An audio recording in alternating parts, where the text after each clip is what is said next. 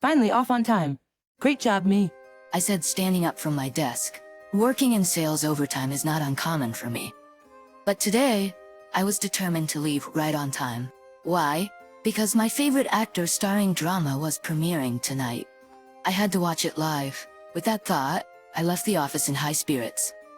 My husband should be cooking dinner, so I planned to eat and relax before the drama started. Oh, maybe I could enjoy a drink too. At home, I just want to unwind with my husband. Lounging on the sofa and watching TV is the best. I wanted to tell my overly excited self to calm down a bit. If only I could have a glimpse of the future at that moment, things might have turned out differently. My name is Alicia. I am a 27-year-old office worker. My husband Philander and I are in our first year of marriage. We are still in that sweet honeymoon phase. Philander, my college junior, has an innocent smile that I find adorable.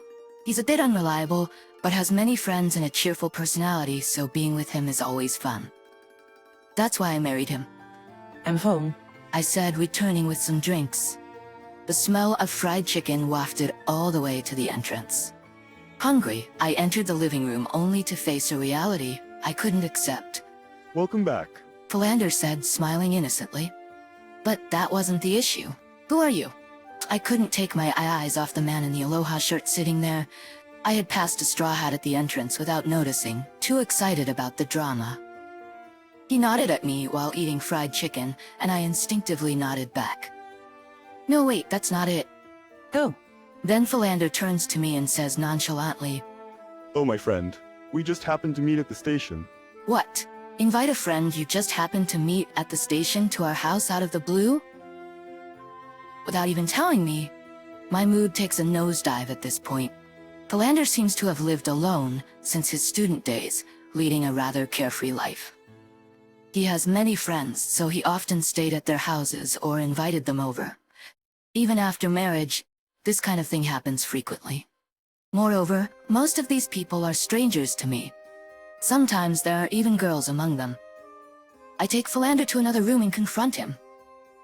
What's going on? You know you should tell me in advance if you're inviting someone over. But I just happened to meet them, so I couldn't tell you in advance. Then don't invite friends you just happened to meet to our house. Understand? I feel like I'm lecturing a grade school child. I had a lot to talk about since I haven't seen them in a while, so I brought them here. Then go out for drinks or something. But it was my turn to make dinner. Is he serious? No, is he really serious? Sometimes I just don't understand Philander's way of thinking. You could say he's earnest or inflexible, something like that. As this is going on, it's almost time for our favorite TV show. Almost time for our favorite TV show. For our favorite TV show, I sigh and decide to retreat to my room. Give me some dinner. With that, Philander scratches his head and says, I ate it all. I find his childlike gesture endearing, and I raise my voice without thinking. If you eat it all, it's pointless. This happens at least once a month. I'm getting tired of getting angry every time. Did we rush into marriage?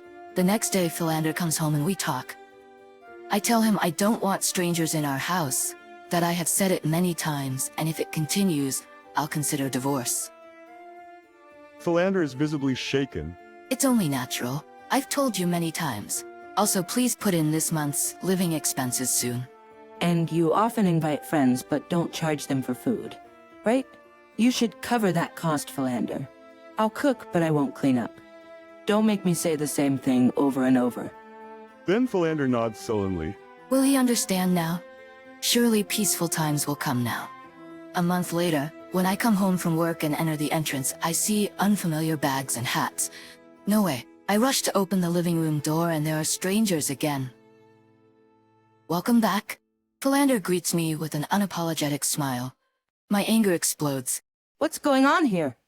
Everyone is taken aback and the atmosphere becomes tense, but I don't care. I have told you to stop this. Philander and his two friends visibly flinch. As I approach Philander, his friends quickly leave. I told you last time, right? You didn't forget what I said, did you? I said if it happens again, we are getting a divorce. Philander tries to calm me down, but I can't take it anymore. Don't you understand how it feels to come home from work and finally relax? I can't relax with strangers around, can I? They might be your friends, Philander, but they're strangers to me. I don't even know them. Why can't you understand? Then Philander starts making excuses. But Alicia, I thought it would be fun to have a lively house. And since I was on dinner duty, I thought it would be okay. Unable to control my anger, I smile. Understood. With that, I retreat to my room. The next day I leave for work and head to the government office. Naturally, I'm going to get divorce papers. I fill in my name on the spot and head home. I wake up the sleeping Philander and thrust the divorce papers at him. What? What's this? Divorce papers. Huh? Philander is in a panic, but I have no sympathy left for him. I'm calling the movers to take my stuff. With that, I contact the moving company I booked yesterday, and they're ready to come right away. Wait a minute, what's going on? What's happening? Not understanding the situation, Philander continues to panic. I tell him. Let's get a divorce. Despite saying that, he keeps asking why and how, and I couldn't take it anymore. I told you, if it happened again, we would get a divorce. I have expressed my feelings, haven't I? How many times do I have to say it? I can't go on with you. After saying it once more, Philander finally seems to understand and his face turns pale. He apologizes repeatedly, trying to gain forgiveness. I'm sorry, really sorry, please reconsider. How can I live without Alicia? As this is going on, the movers arrive. I brush off Philander and welcome the movers with a smile. Furniture, appliances, my belongings. Philander watches in shock as they are carried out one by one. All of them were bought with my savings from when I was single. Some were even things I used when I lived alone.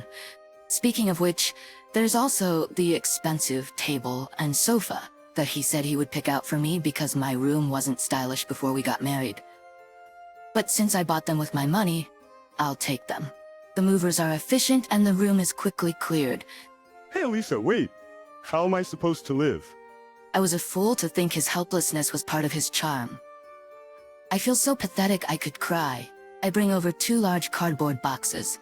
These are the things you used before we got married. You'll be fine with these. I don't need them, so I'm giving them back. Inside are a small rice cooker, frying pan, and pots. Also, I have decided to cancel the lease at the end of the month, so you better leave soon. Philander clings to me as I speak calmly, but I am too angry to bear it any longer. That's how important this space was to me. Why didn't he understand? A promise is a promise. Write this quickly. I forcibly hand a pen to Philander, who is still reluctant to fill out the divorce papers. I told you clearly, if it happened again, we would divorce. It's no joke. I have told you to stop so many times. Besides, this condominium is in my name. You moved into the place where I lived when I was single, Philander. Yet, why do you keep doing whatever you want? Finally realizing I was serious, Philander reluctantly began to fill out the divorce papers. You said you would work hard to get promoted quickly when we got married, but in the end, it seems like people at work say you can't do your job. Thanks to that, you have a low salary, no prospects for promotion. You don't even contribute to living expenses. I should have chosen a more reliable man. As I sighed, Philander looked frustrated. I never thought we'd divorce over something so trivial. It was a short marriage. I can't live with someone who can't think of others. I snatched the divorce papers and left the house. I decided to live in the company dormitory for a while and take my time looking for a condominium. At least for now, I can have my own space. But that peaceful life was soon shattered. A week later, the mobile phone rang. While relaxing in my dormitory, my mobile phone rang. It was Philander.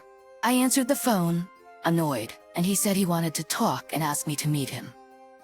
Honestly, I thought it was a hassle, but it would be more troublesome if he kept bothering me. I agreed and headed to the condominium we hadn't yet canceled. When I arrived at the entrance, Philander greeted me. As I entered the living room, Philander's mother was there. Why? My eyes widened as mother-in-law suddenly started accusing me. Alicia, what's this about suddenly wanting a divorce? How is this child supposed to live on his own?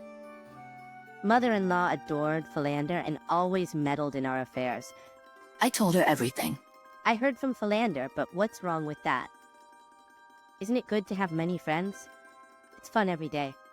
No, it's not fun to meet strangers. And why is his mother showing up now? My irritation grew. It's so pitiful. that Philander's being divorced over something like this. Mother-in-law looked like she was about to cry, whether genuinely or not. Oh really? So I'm not pitiful? I almost said those words but swallowed them. It's pitiful for my son to be divorced. I should have married him to a younger girl. I reached my limit at that point. After all, she's a stranger to me now. I don't need to hold back. Yes, marrying a younger girl and getting financial help from parents to support the marriage would be something new. Or maybe you're looking for a high-earning young girl. Living in a cheap apartment with low salaries might work too. It fits your lifestyle. When I said that, both mother-in-law and Philander stared at me shocked. From the beginning, Philander wanted to live in a nice condominium, wanted stylish furniture, and had desires he couldn't fulfill with his earnings. So I contributed more to living expenses. I thought it was okay since we were married, but inviting various friends into our space without any consultation is beyond common sense, don't you think? I glared and mother-in-law looked away. Having many friends and having fun. Do you really think so? If you do, shall I bring my friends to your house and suddenly drop in? I'll visit suddenly when you're relaxing, mother-in-law. Mother-in-law shook her head, trembling. Then you understand how I feel, right? You can't say such things because it's not your business. I turned to Philander. And Philander, remember when you said you didn't want me to invite my friends over because you didn't know them? You didn't come home all day that time, did you? I've always felt that way. Why don't you understand? I clearly remembered something I had almost forgotten. Philander looked guilty. So why did you bring mother-in-law here? Did you think you could persuade me and live a wealthy life again? Finally, Philander spoke. But we said we'd be together forever when we got married. Wasn't it fun being with me? Is he a child? I was shocked and appalled by his unexpected words. You can't live a married life based on whether it's fun or not, right? I felt a strange calmness having moved beyond anger. I sighed heavily. Being with Philander was fun, but there were times when it felt like dealing with a child. I'm not your mother, you know? Grow up a little. Let's be together forever isn't a child's promise. We both have to work hard to live together. That's why I divorced you. Philander had nothing to say. Also, I would like you to pay back some of the living expenses you didn't contribute. As I said, this exasperated mother-in-law looked at Philander.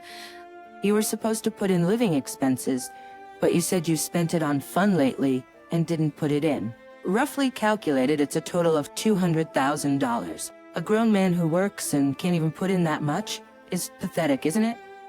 Suddenly, mother-in-law became hysterical. Philander, you're good for nothing who can't even pay living expenses just like your father. I remembered Philander telling me that his father earned little, and his mother had always worked. Is it genetic? Is it really genetic? Pay that money back promptly. Come back home for now. Suddenly, mother-in-law switched from Philander's side to mine. Well, that's how it is, so don't contact me anymore. There was nothing left to say. I looked around the room, almost empty of belongings, and sighed again. Goodbye. It was completely over for me. As I left the room without looking back, I heard Philander's voice from behind. Sorry. Thank you for everything. I felt refreshed as I left the familiar condominium. I failed in marriage, but now I can move forward. Later, Philander transferred the $200,000 he hadn't put in for living expenses.